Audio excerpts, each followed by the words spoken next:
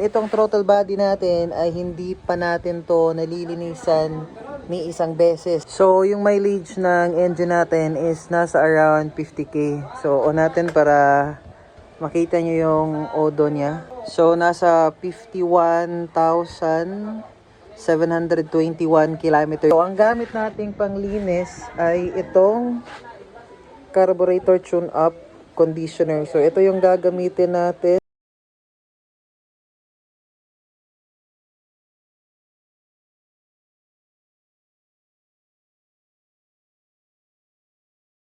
So, natanggalan natin yung ating throttle body. So, bago natin ito linisan, tanggalin lang muna natin tong kanyang mga sensor kasi sensitive ito. Hindi sila pwedeng mabasa.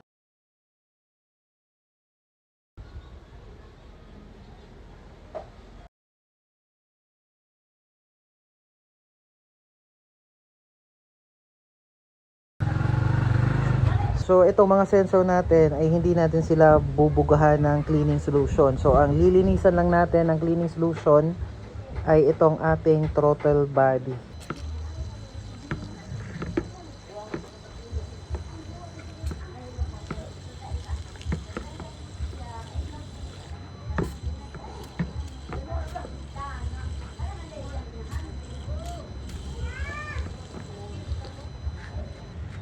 Lipat natin dito.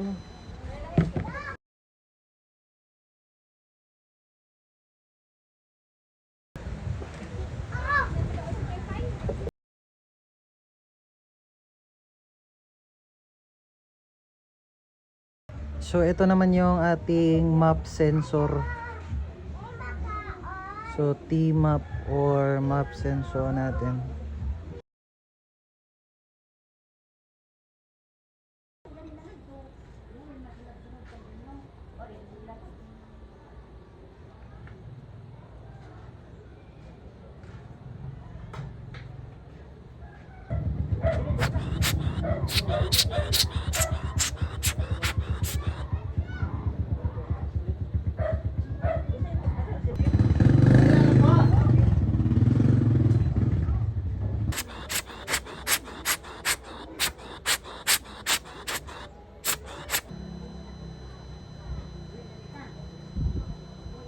So, eto na, tapos na nating malinisan yung mga kailangang linisin. Itong ating manifold or intake manifold, as you can see, malinis na.